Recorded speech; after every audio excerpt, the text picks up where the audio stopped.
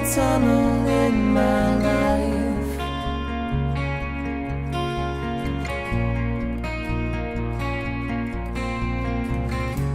Hold tight, some beauties appearing bright in my sight.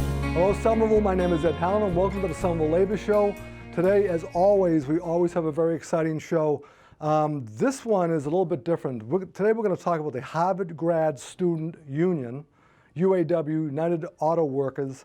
And this is something that just came up probably a couple of months ago. And we wanted to bring a guest in and have a discussion about it because it's an unusual topic, and we did some research on it and found out that student unions, they're not just a thing, they're real. This is really happening. And I also want to welcome a lot of our friends over the bridge. I call over the bridge here in Union Square.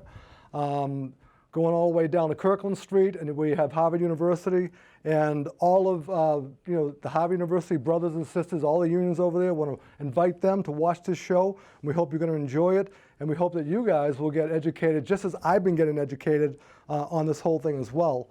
So our topic for the show is a graduate student unions. College universities all over the nation are now seeking to create their own graduate student union. This has been going on for a few years now. One university and newly formed union that has recently been in the news is the Harvard Graduate Student Union in Cambridge, here in Massachusetts, not far from the studio, as I said, where we are here in Union Square. As the show progresses, we have continually discovered and witnessed more of today's society and younger population having the need to be part of a union for the protection it provides under the law.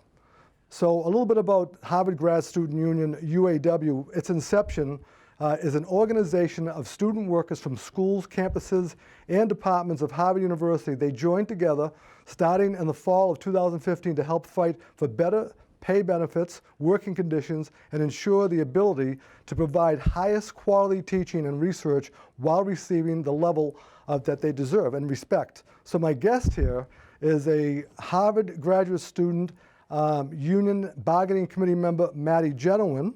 All right, welcome to the show. Thank you. Thanks so much for having me. The name's very familiar to me, that Jennewein, because you have a sister. I do. And her name is Penelope. It is. And Greg's here in the studio. He mentioned that she was our very first guest. Wow. On this show, which is, it goes back. It's only 2 years, but yeah. Still, it was pretty exciting for us. It was great to have her here. She is a community activist and a wonderful, wonderful young lady. So can you tell us a little bit about yourself and how you got involved in the student union? How long have you been doing that? Yeah, so I'm a 6th-year PhD student at Harvard. So I've been involved with the union for the last year and a half. I was elected to our first bargaining committee. So we've been bargaining a contract with Harvard for the last year and a half. And that's pretty much been how I've been involved with the union. I'm about to graduate from Harvard, so soon I won't be involved. Congratulations. Thank you. And you're graduating, and what is your major? I'm getting a PhD in virology, which is the study of viruses. Okay, and we need that. That's very important. Virology, and we talked about this just before we went on the air, and that's exciting.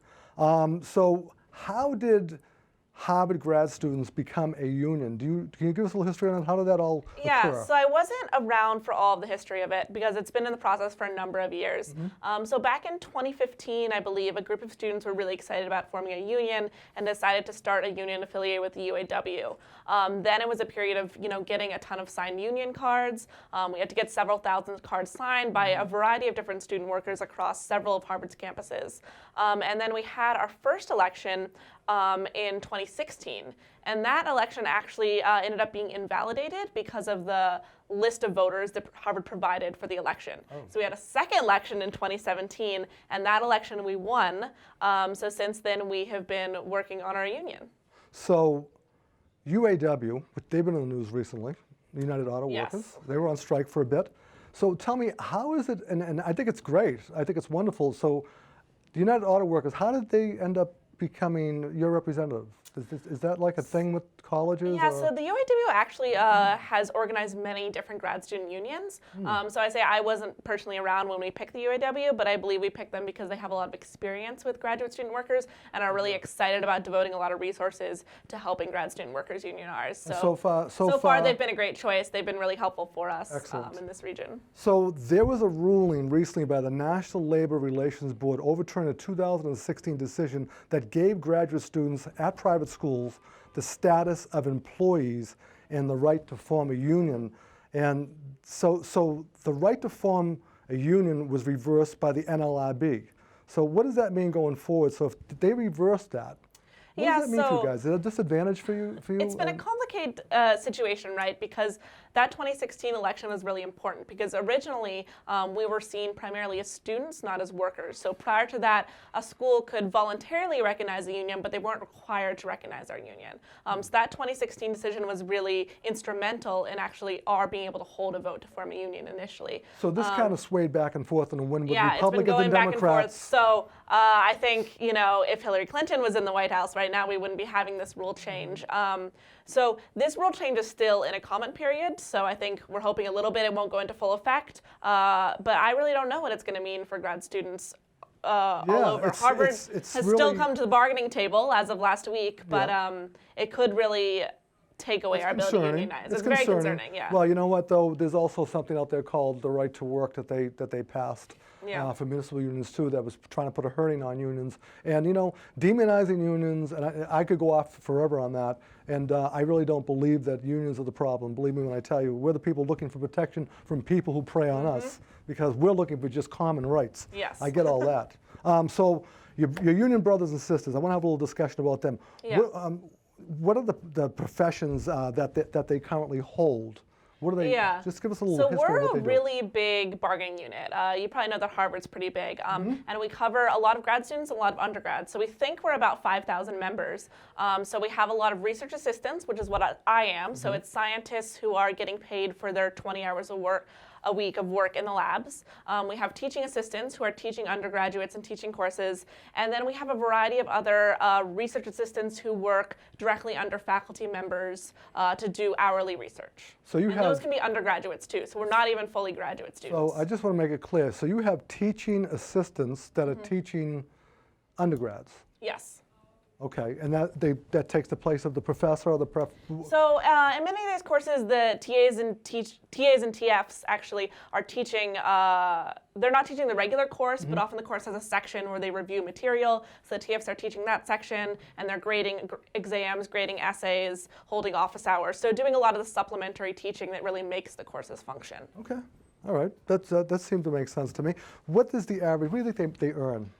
That's also hugely variable. So a lot of our students are on a stipend. A lot of students in the Grad School of Arts and Sciences earn from $34,000 to $38,000 a year. But then we also have hourly workers. So some at the law school are earning minimum wage, versus some at other schools are earning wage is $12 an hour. You can have 2 to 3 times minimum wage depending on which school you're an hourly worker at. So there's really great disparity depending on who is paying you, what you're getting paid. Okay, so I'm going to quote from Rachel Sandlow.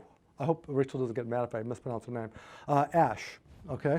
Undergraduate and graduate student workers do much of the work that makes this campus run, said Rachel Sandlow. Ash, a third-year law student and a member of the union's bargaining committee. So you're on the same bargaining, you guys are on the bargaining committee together. We do the research that brings in the grants and gives them the fame and glory. We do the teaching that let people get an education here, meaning at Harvard. And so the research assistant, and she says she earns about $12 an hour, the state's minimum wage. So it's a wage that's too low, she stressed, to properly tackle rising tuition and student debt. So I guess, one of the things that the grad students, they continue their education, attempting to pay and support themselves, because a lot of them do have massive student debt. And it just goes on and on. I mean, I know my son had the same issue too. I get all that. So while we're discussing this, I want to make sure that our viewers see your website. And what we're going to do is we're going to put that up on the front page of the website, because it had, has a lot of great stats on it, and it discusses there's a lot of people from other colleges that are very concerned and Yeah. why they're in a union, why they need these protections that are very important. So the provisions that I think are really important. One thing I want to talk about is a contract, a real Yeah. contract. So do you guys have a contract? So we're bargaining our first contract. Okay, so you don't have anything Yeah, we yet. have nothing to start off with. We're Okay. looking at other school contracts, but we're starting from scratch. Okay, so I have a contract, Mm-hmm. thankfully, finally, okay?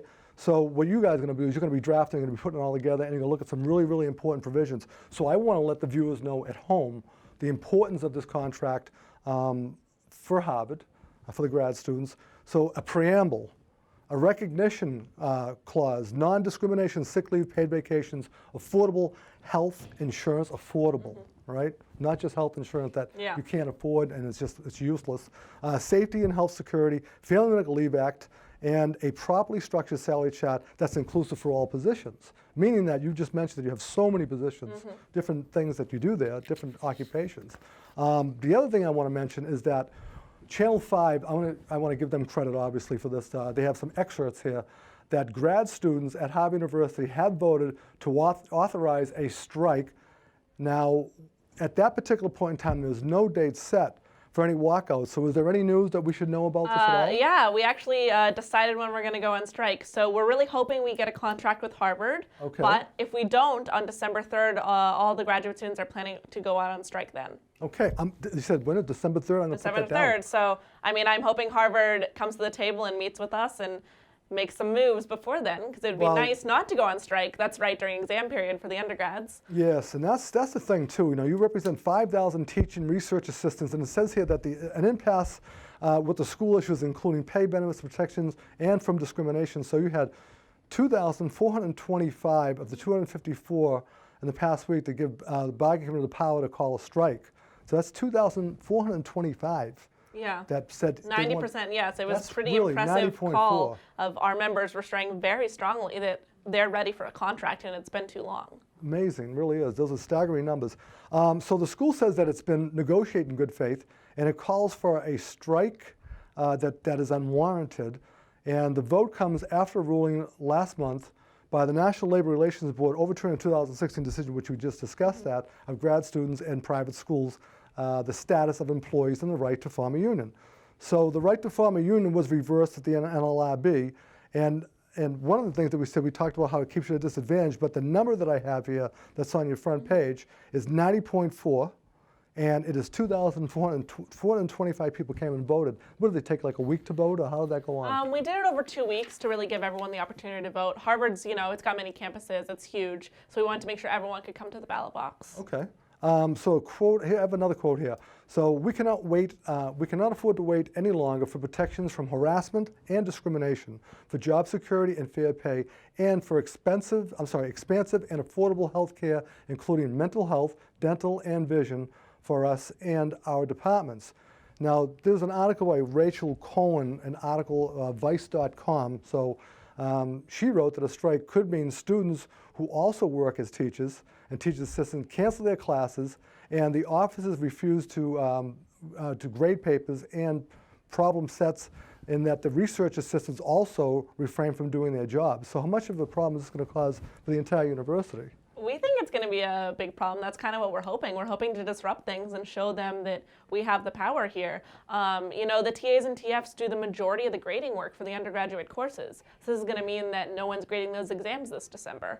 Well, I mean, I know people get upset, and they really don't like the fact that unions do that. We've had trash strikes, and Yeah. you name it. The MBTA's gone on strike. These things have happened over the years, but how else are you going to get people's attention on the value that you guys Exactly. that you have? We don't really have another mechanism to show how Right. powerful we are. The value, the power. So the main sticking point negotiations also have been around wages, health care, and protections, and discrimination, and sexual assault. Okay? That's another thing that we have to talk about here. So I want to give you a quote. There's a lot of quotes here by a Harvard spokesperson, Swain. All right? The Harvard spokesperson told Vice.com that the university believes that calls for a strike is unwarranted, and he emphasized that the university continues to approach these negotiations in good faith and has offered substantive proposal on compensation and benefits as well as other areas of concern raised by the union. What's your response on that so far? What have we I mean, got? I think it's time. You know, I will say the Harvard has been showing up at the bargaining table. Okay. But we have been bargaining for over a year and a half, and we're really far away from a lot of issues. And to my mind, they're kind of tinkering around the edges of the minor issues, and they're not really working on the main issues with us, and they're not scheduling the time that we need to work on these. You know, I guess my question is this: when does it become you either bargain in good faith or you're not really bargaining in good faith if you're just like, just stalling? You know, I mean, that's really where it becomes a problem. I mean, I feel like they're stalling. I get the impression they're waiting for this bargaining committee to graduate, and then they want to go on with no contract.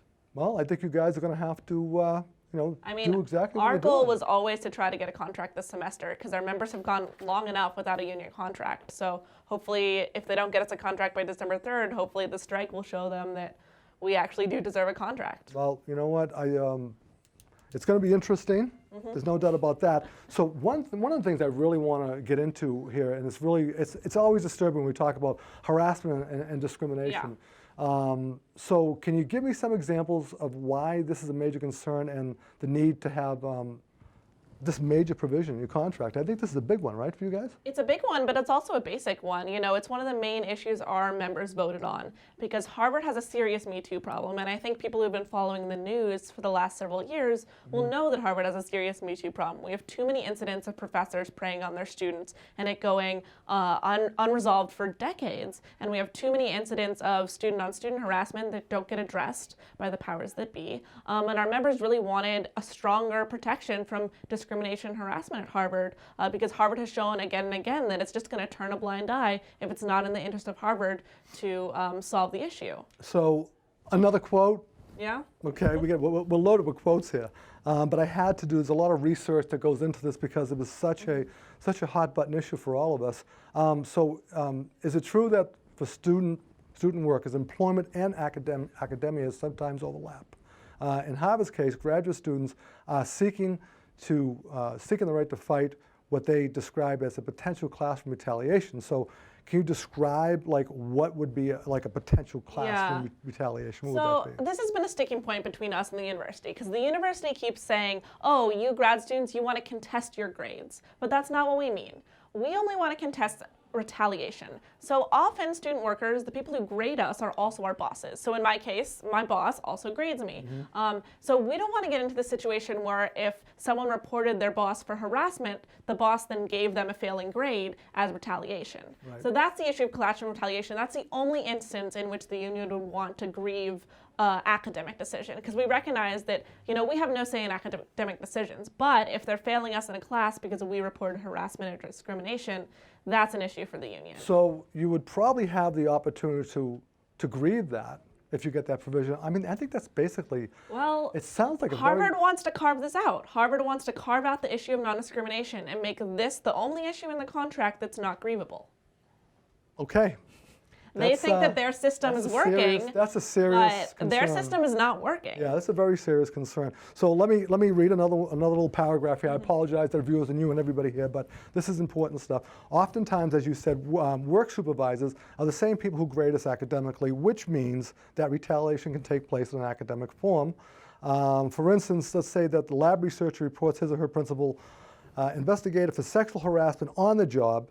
That supervisor would likely be upset about this report and might seek to retaliate against the student, either by giving them a poor job evaluation, failing them on an exam, or kicking them out of the lab altogether.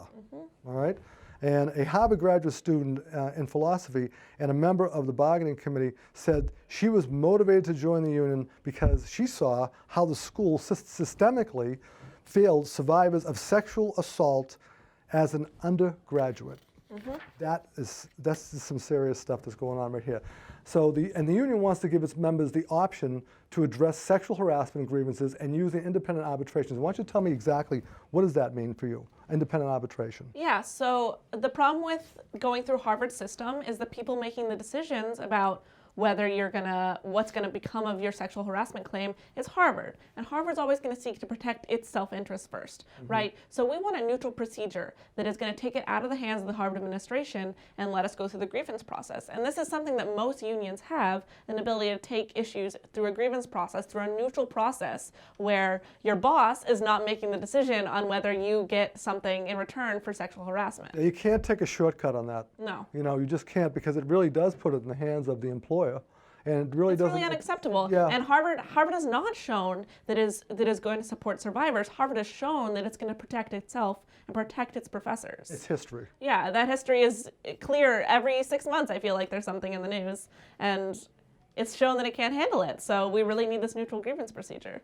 You know, when I looked at it, I was really like surprised by it, and I shouldn't be, I guess, but you know, I was thinking that I really didn't understand why this is happening, why this is such an important provision for this contract. So I get the vibe on it, and I think you know, the people who are watching will probably get the vibe on that as well. So one thing I checked here is a recent survey administered by the Association of American Universities found that a third of undergraduate women at Harvard reported that they had experienced some form of non-consensual sexual contact, a figure that is somewhat higher than average among the 21 schools surveyed nationally in both 2015 and 2019. Yeah, and it's surprising to me that it hasn't changed much between 2015 and 2019. You know, whenever we're at the table, Harvard tells us we like our system. We've made so many changes in the last 4 years to better address sexual assault and harassment. And maybe they've made changes, but they're not having an effect. So it's really amazing, and it's really too bad. But you know, I think that your union brothers and sisters are going to really wake up to they're going to wake up a lot of people on this thing. Yeah, it definitely is. And you know, and also I think student unions is something that people really are kind of like, you know, I think they're kind of surprised that they're out there now, and you know, people are thinking that, you know, if you're a labor person, you know, you're a union person, it's all about the labor, but it's not anymore. It's just not happening like that anymore, and I'm really excited for it. I think it's something that's going to wake people up. Union leaders say that these fears are unfounded, and that that the university should take the opportunity to negotiate a gold standard contract, or risk inviting in something resembling a class war on campus, especially with federal labor rules potentially changing soon. So I think there's a concern about that. I think they're looking for Harvard to really raise its level. We think it should. You know, Harvard is a leader in so many things. It's one of the best universities in the world, and we're not discounting that. We're just saying we're doing so much of the work that makes it great. We think that they should give us a contract that is just as great as Harvard is, and prove that it values its grad student workers. Yeah, I mean, I think you know, I'm with you all the way on that. So, if the union were to get a protective language, some type of protective language against this retaliation, have you guys thought about what the language would look like in order to protect that? I know you talked about that article, I think it was Article 9, Title IX, regulation. I mean, it's not so much about the language, right? Because we already know how to say don't do sexual harassment. I think it's mostly a lot about making sure we get a neutral grievance procedure, and we've given them a lot of suggestions about, you know, hiring more people to work on the Title IX office, having more trainings for students to make sure this doesn't happen, just changing the way Harvard does its procedures to protect students a little better. Well, you know what? I'm going to say right now, I worked for Harvard University back in the 70s. For a long time ago, right, Greg? Yeah. Okay. Well, I did, and it was in the dining halls, and I enjoyed it, my time there. And there were a lot of students that also worked there as well. Yeah. You know, so you know what? And I think they might have actually been part of the union at that point in time. Local 26, which is my old union, which still is, right? Unite here. Yeah. Yeah, like Local 26, and another thing too is that it's not about me. But you know, Harvard is very important to us, all here, whether we're in Somerville, Boston, whatever you know, part of Greater Boston that you're in.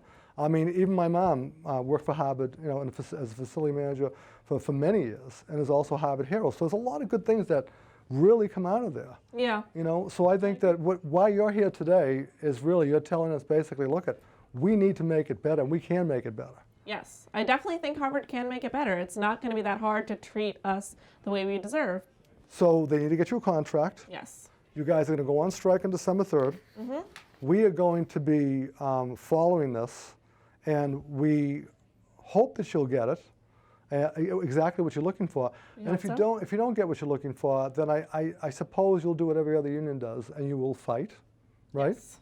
And when we fight, we win, right? Yes, we do. We know that. Do you have any closing thoughts that you'd like to pass along to your brothers and sisters about this whole thing? I just encourage everyone to keep fighting, and I encourage any other grad students to form a union yourselves, because this is one of the great ways we can start to protect ourselves. Yeah, I tell you, I'm excited about that. I love it. I love the fact I love the fact you guys are there and standing up for yourselves, and you're going to have a lot of support. That I know. So here's a T-shirt. You know, I'm the T-shirt nut. Everybody knows that, right? That's my thing. But I think that T-shirts represent so much for people. Now this is a photo. Can we see that up there? Can you guys see it? Yeah, I think you might be able to. Can we get a zoom? Jude's going to give us a little zoom on this. All right, I want you guys to take a look at it. All right, so that shirt represents the SMEA, my union, walking up Prescott Street to City Hall. Walking up Prescott Street to City Hall. And that was an actual photo, and what we did is we just kind of like, you know, had some of the artwork done. And we found it to be a very poignant moment for us, very important. And you know, every time we're on the show, I say when we fight, we win. And when we fight, we do win. So we have to continue and not give up. Yes. And this is yours. This is a gift from us. Thank you. To you. Thank you. I'm excited to wear it. Maddy, okay. I want to thank you for being on the show. Please don't be a stranger. Come by and see us again. We're not that far. Okay. You know. Yeah. And you know, we're brothers and sisters over here between Somerville, and it's not far for us. So me and Greg and Jude, if we have that opportunity, we'd like to come down and support you guys. Yeah, definitely. You know? We love that. Yeah, we can bring the Somerville Labor Coalition banner, you know, and come down and say hello to everybody. But I really do thank you for being on the show, and you're giving people an opportunity to understand exactly what goes on in labor. And I'm very excited about the opportunity to do this, especially with the Harvard grad students, because this is something that we all really need to understand. And it's not just a thing. This is real. This is your life. Yeah. And it's everybody else's life. And many of the things you talked about, you're not looking for a lot here. We're not looking for a lot. You're looking for some common things, you know. We want to be treated as basic workers. You got it. Yeah. It's pretty simple. You want to write script. Thank you. Thank you so Maddy. much. All right. It's a pleasure. Peace, everybody. Over and out. Hold tight.